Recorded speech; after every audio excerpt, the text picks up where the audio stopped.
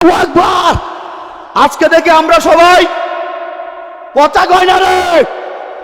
আজকে থেকে আমরা সবাই, সবার বলতে হবে, আজকে থেকে আমরা সবাই 5 ওয়াক্ত নামাজ, 5 ওয়াক্ত নামাজ। রাজি আছি তো ইনশাল্লাহ? আর যুবক ভাই আমারে যারা এত ভালোবাসো, যেখানে ত্রিশালে যাই, ত্রিশালের যুবক আর অসিক মিলে একাকার হয়ে যায়, অনুরোধ থাকবে আজকের পর থেকে নামাজ ছাড়বো না। নামাজ পড়েন, সব কাজে বরকত দিবেন কে? সব কাজে বরকত দিবেন কে? আল্লাহু আকবার। ও মুসলমান বাবাজিরা আমার, আব্দুল্লাহ ছুটলো নারায়ণের বাড়িতে। নারায়ণের কে মারা গেছে? বাপরে, শ্রোতা দেখি খুব মনোযোগী, আল্লাহ আপনাদের কবুল করেন, বলেন আমিন। আব্দুল্লাহ গেল নারায়ণের বাড়িতে। ও মুসলমান, নারায়ণ লক্ষ্য করে দেখলো আব্দুল্লাহ তার বাড়িতে আসার সাথে সাথেই তার ভাইয়ের লাশটাকে দেখে ফেলছে। কেন দেখছে? কারণ হিন্দুদের ধর্মে কোনো পর্দার বিধান টিধান নাই। যে গড়টার মধ্যে কোনো হিন্দু মরে যায়, ওই গড়টা থেকে তাড়াতাড়ি কইরা গড়টা থেকে লাশটাকে বের করে নিয়ে আসে। কারণ তারা মনে করে কোনো জায়গায় যদি কোনো হিন্দু মারা যায়, তাহলে ওই গড়ে, যে ঘরে মারা যায়, ওই গড়টা নাকি ভূতের ঘর হয়ে যায়। কার ঘর হয়ে যায়? ভূতের ঘর। কোনো হিন্দু যদি কোনো ঘরে মারা যায়, তাহলে হিন্দুরা বলে লাশটা নাকি ভূতের ঘর হয়ে গেছে, ভূতের ঘর। এই জন্য আপনাদের আশপাশে শ্মশান আছে না নাই? আরে নদীর বারোদ্য শ্মশান, কথা কয় না রে বাজান। শ্মশানের মধ্যে দেখবেন আধাপোড়া বালিশ পাওয়া যায়, আধাপোড়া কাঁথা পাওয়া যায়, পরিত্যক্ত স্যান্ডেল পাওয়া যায়, চশমা পাওয়া যায়, ওই লোকটা লুঙ্গি পাওয়া যায়, জামা পাওয়া যায়, মহিলা শাড়ি পাওয়া যায়। কেন পাওয়া যায়? মাঝে মধ্যে খেতা বালিশও পাওয়া যায়। কেন? হিন্দুরা মনে করে যে গড়টার মধ্যে হিন্দু মরছে, ওই গড়টা তার বাপ মা যে ঘরে মরছে, এই গড়টা নাকি ভূতের ঘর হয়ে গেছে।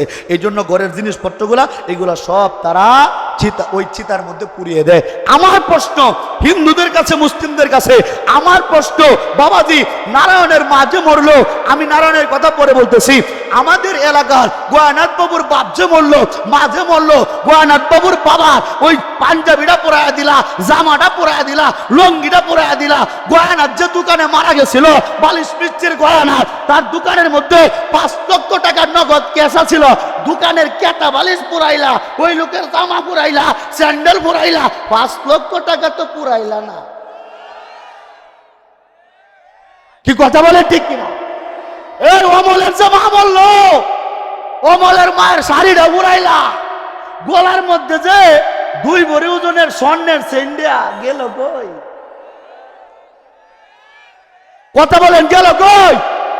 এই বিকাশের বাপ যে মরছে গড়টার মধ্যে, ওই ঘরে বিকাশের বাপের কেতাটা চাদরটা পুরাইলা। আর 80,000 টাকা দিয়া মেহগনি কাঠ দিয়ে যে একটা খাট বানাইছিল, পালঙ্ক বানাইছিল, ওইগুলা পুরাইলা। খাটটা কেন পুরাইলে না? ঘরের মধ্যে এলইডি টেলিভিশন ছিল, ওইটা কেন পুরাইলে না? ওয়ালটনের ফ্রিজটা আসিন, এইটা তো পুরাইলে না। তার মানে কি বুঝলেন? হিন্দুদের ধর্ম পাল্টায়, প্রয়োজন অপ্রয়োজনে পাল্টায়, গিরগিটির মতো করে পাল্টায়। এর দ্বারা বোঝা যায় এদের ধর্মটা সৃষ্টিকর্তার দেওয়া ধর্ম না, মানব রচিত ধর্ম, মানব রচিত ধর্ম। চিৎকার করে বলেন কথা ঠিক কিনা? মুসলমান আব্দুল্লাহ যখন নারায়ণের বাড়িতে গেল, যাওয়ার সাথে সাথে দেখলো গোবাজান নারায়ণের মায়ের লাশটারে উঠানের মধ্যে ফেলে রাখছে। এটার মধ্যে কোনো পর্দা টর্দা নাই। নারায়ণের মাথার মধ্যে ধরলো, হয় আমি তো গিয়েছিলাম আব্দুল্লাহর বাড়িতে, মনে আছে আপনাদের? নারায়ণ চিন্তা করতেছে, হয় আমি তো গিয়েছিলাম আব্দুল্লাহর বাড়িতে, আব্দুল্লাহর মায়ের চেহারাটা একটা বারের জন্য আমি দেখতে পাইলাম না। আর আজকে আমার বন্ধু আব্দুল্লাহ আমার বাড়িতে আসার সাথে সাথে আমার মায়ের লাশেরটা দেখছে। তার মানে আমার মায়ের যে ধর্ম আর আব্দুল্লাহর মায়ের যে ধর্ম, এই দুইটা ধর্মের মধ্যে নিশ্চয়ই কোনো পার্থক্য আছে। এই যে সন্দেহ ঢুকে পড়ছে ভিতরে, ভিতরে সন্দেহ ঢুকে পড়েছে, দানা বাঁধতেছে সন্দেহ। একটু পরে দেখতো নারায়ণ তার মাকে গোসল করানো হচ্ছে বাজান। এই গোসলের মধ্যে কোনো পর্দা টর্দা নাই, যেমনে খুশি তেমনে ডললে আর গোসল করায়, এটারে বলে স্নান করানো। কি বলে? আমি তো এমনও দেখছি, আমার বাবা তো হিন্দুদের গোসাই ছিল, পীর সন্ন্যাসী। আমার বাবা যখন মারা গেছে তখন আমি মুসলমান। আমি দেখছি, আহারে আমার বাবার উঠানের মধ্যে গোসল তো করাইছেই, আমার বাবারে গোসল করা পায়ের মধ্যে গিয়ে হিন্দুরা দলে দলে সেজদা দেওয়া শুরু করছে। জোরে বলেন না নাউজুবিল্লাহ। ও মুসলমান, নারায়ণ চিন্তা করলো, হয় আব্দুল্লাহর মাকেও তো গোসল দেওয়া হয়েছিল, মুসলমানের মাকেও তো গোসল দিয়েছিল, ওই একবারও তো দেখলাম না। আজকে আমার মায়ের গোসলের সময় কত মানুষই তো দেখলো। যাই হোক, এদের তো আর কোনো জানাজা টানাজা নাই বাজান, ডাইরেক্ট একটু সাদা কাপড় পরায়া, পাতলা একটা সুতি কাপড় পরায়া আব্দুল্লাহর মা যেভাবে মারা গিয়েছিল তারা নিয়েছিল খাটিয়ার মধ্যে এই সিস্টেমের কয়েকটা বাঁশের খাটিয়া দিয়া এরা নিয়ে গেল শ্মশানের দিকে। মুসলমান সকল হিন্দুদের সাথে আব্দুল্লাহ পিছনে পিছনে যাচ্ছে, আর নারায়ণ ছেলেটা বারবার বারবার বারবার তার চোখের সামনে আব্দুল্লাহর মায়ের কথা মনে হয়ে যাচ্ছে। মুসলমান যখন চিতার মধ্যে নিছে, চিতার মধ্যে আপনারা লাশ পুরানো দেখছেন নাকি? অনেকেই দেখছেন। লাশের সিস্টেমটা কি দেখেন? আমরা এখানে 3 জন ভাই আছি যারা নিজেরা শ্মশানের মধ্যে লাশ পুরাইছি। আমাদের অভিজ্ঞতা তো আর আপনাদের নাই, আপনারা তো দূর থেকে দেখছেন, আমরা নিজের হাতে পুরাইছি বাজার। আল্লাহর দরবারে শুকরিয়া, আল্লাহ যে আমাদেরকে শ্মশান থেকে তুলে আমাদেরকে এই জায়গায় নিয়ে আসছে। যদি আল্লাহ আমাদেরকে ইসলাম না দিত, আমাদেরকেও তো এভাবে চিতার মধ্যে নিত। কি কথা বলেন, ঠিক কিনা? মুসলমান, আল্লাহর দরবারে শুকরিয়া। তখন নারায়ণ দেখলো তার মাকে হত্যা করার জন্য একটা চিতা সাজানো হয়েছে। চিতার সিস্টেম নাকি এই যে টি টেবিলটা আছে না ভাই, এই টি টেবিলটার সাথে একটু হালকা বড় হবে, অর্থাৎ এই সাইজের একটা চুলা বানাইছে। চুলাটার মধ্যে প্রথমে দেওয়া হয়েছে লাকড়ি দিয়া নারায়ণের মায়ের লাশটাকে এটার উপরে রাখা হয়েছে। আচ্ছা, আমাদের কবরের মাপটা কতটুক? জোরে বলেন না। আমাদের কবরের মাপটা কতটুক? 3.5 হাত। প্রত্যেকটা মুসলমানের 3.5 হাত নিজের হাতের 3.5 হাত বডির মাপে এরপরে আমাদের কবরটা তৈরি করা হয়। কিন্তু বাবা, হিন্দুদের যে শ্মশানটা, এই শ্মশানটা 3.5 হাত বডির মাপে তৈরি করে না, হাঁটুর মাপে তৈরি করে। কোন মাপে? কোন মাপে? হাঁটুর মাপে। এই হাঁটুর অংশগুলা এগুলো এভাবে ঝুলতে থাকে। আমরা যদি একটু বড় চেয়ার থাকতো, আমার পাগুলো এভাবে ঝুলতো না? ঠিক অনুরূপ ভাবে এরা এই পা পর্যন্ত ঝুলায়া বাকি লাশটারে এটার উপরে শোয়ায়।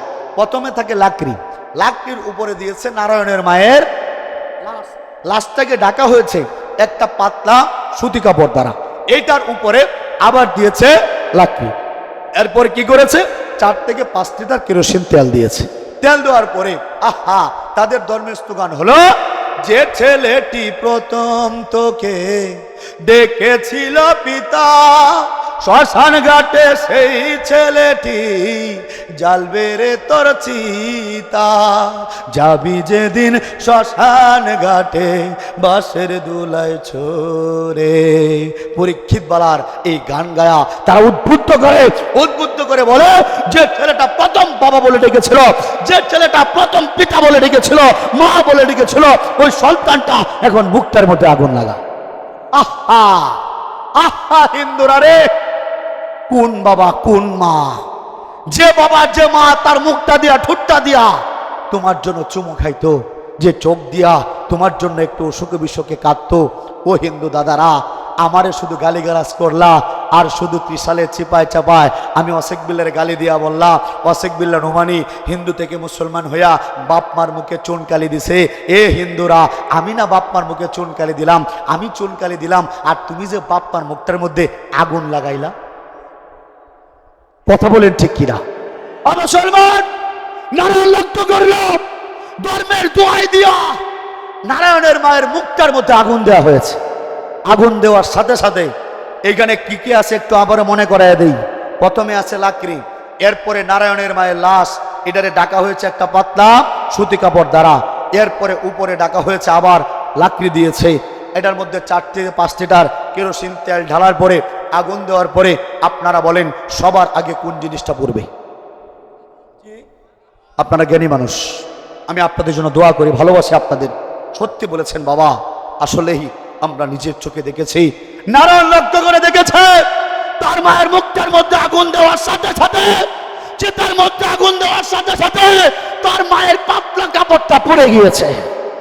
সকলের সামনে, তার বাবার সামনে, ভাইদের সামনে, বোনদের সামনে, তার বন্ধু আব্দুল্লাহ সামনে, হিন্দু মুসলমান সকলের সামনে।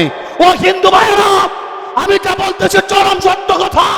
তোমার বাবাকে তোমার মাকে তুমি এভাবে পড়িয়েছ যেভাবে তোমাকেও পড়াবে।